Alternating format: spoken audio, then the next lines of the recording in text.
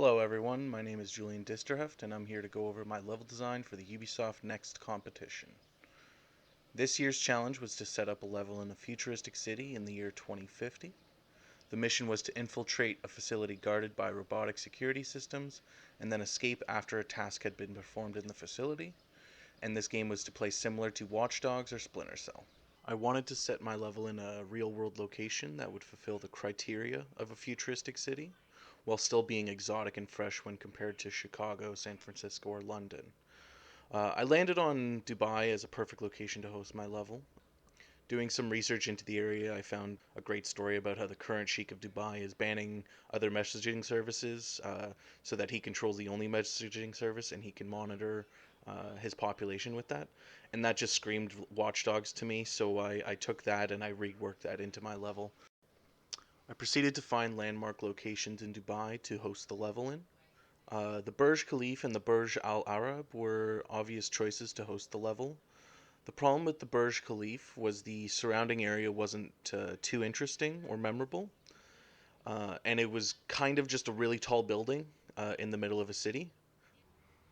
The Burj Al Arab would have been an iconic building that could have had great gameplay potential, but I was worried about the access points to the hotel. Ubisoft titles rely heavily on the 360 approach to level design, because in open world, the player can approach the mission from any angle, and the Burj Al Arab was lacking in that 360 approach, just based on the one entrance to the hotel area. After searching for a while, I stumbled across the Atlantis the Palm Hotel, located on the Palm Jumeirah. There were a few things that I really liked about this location. It was a great weenie to guide the player to the mission area, but it wasn't overly vertical like the other two buildings. It had a good surrounding exterior, so the player would have to infiltrate the surrounding area before infiltrating the interior spaces. The whole area had a really good aquatic theme running over it. There was the Atlantis Hotel, the Lost Chambers Aquarium inside the hotel, and then the water park next door. I used all these to build spaces that reflected that aquatic theme. After I got a rough outline of the mission idea and structure, I went into Google Maps to get a top down view and reference photos from Street View. I had to fully understand the location and its surroundings to plan out my level. I took all this into Illustrator and got to work drawing the map in 2D. The top down view was very great for tracing the buildings and surroundings, but it absolutely needed polishing and cutting on my part to fit everything important in. I started building the surrounding areas before I tackled the interiors. I find interiors especially difficult to work with because of the scale and not really having a feel of what the space is going to be like. After drawing out the map for a couple weeks, I needed to put the whole thing together in a document for Phase 1. This included a brief mission explanation, overview of the map, reference pages for all the different locations, interior maps, and then a playthrough map where I give examples of how different playstyles would approach my level. In last year's competition, I had a friend make it to the second phase using Illustrator, so I started learning Illustrator leading up to the competition. It really helped with my project, and I didn't have to waste time learning the software. This was critical in putting together a cohesive document for the competition. The second phase came around and I made it to the top 10. This meant a lot to me since I didn't make it to the finals last year. I was really excited to start building my level in Unreal Engine, and then I read the second phase documents and a sense of dread washed over me. They had very strict guidelines for the map development, and I was way off of scope. The level had to be contained in a volume that was 128 square meters in size. This was a fraction of what I thought I would be working with. I felt foolish in thinking that I could produce something at the scale that I was aiming for. After accepting my fate, I knew I needed to take an axe to my level.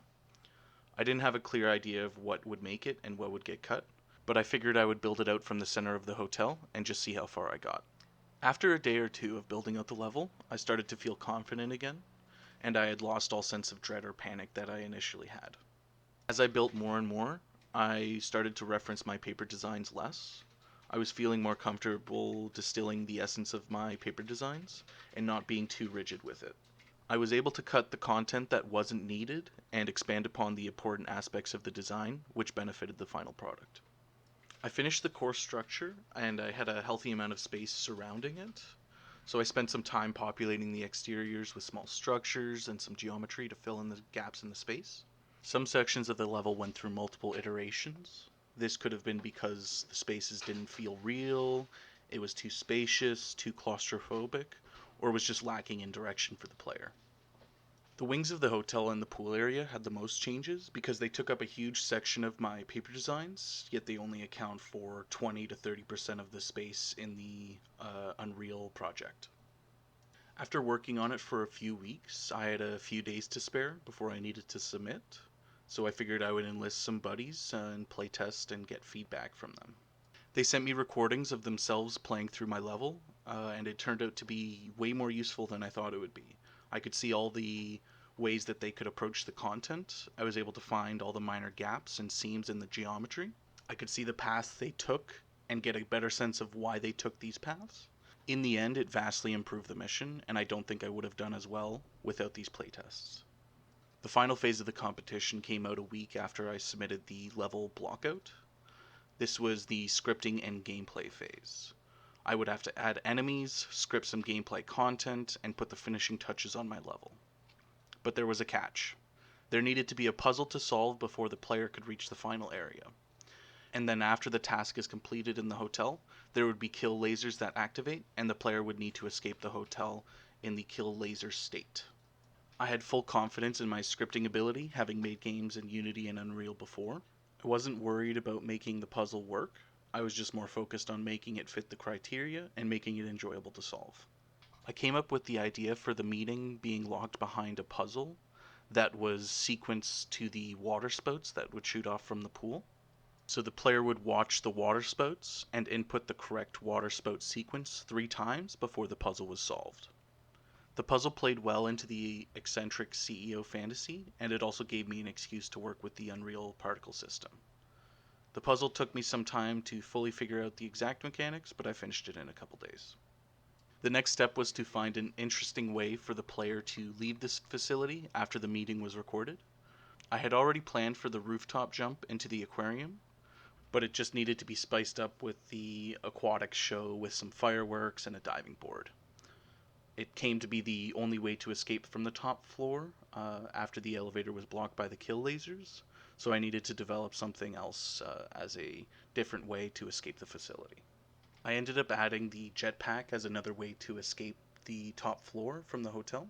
It was a fun little gameplay ingredient that also helped play into the eccentric CEO fantasy. Turned out so well that I thought I should keep it as a secret mechanic.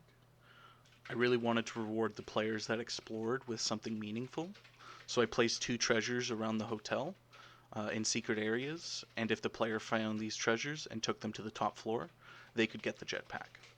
The jetpack ended up playing really well for my playtesters and the judges, and it turned out to be a core feature of the level. The final thing I added was a cinematic intro to help the player get accustomed to the environment before putting them in the level. This was styled similar to the GoldenEye intros, where you would see an overview of the level and then it would pan into your character. In the end, I finished third in the competition. I'm happy with what I produced, and I'm glad I got this experience under my belt so I can take it to the next project. This project definitely made me realize how much I love level design and how much I want to move into that as a career in my future. It also allows me to take all my experience from game programming and game design and apply it to a visible, tangible, playable experience. Thanks for watching.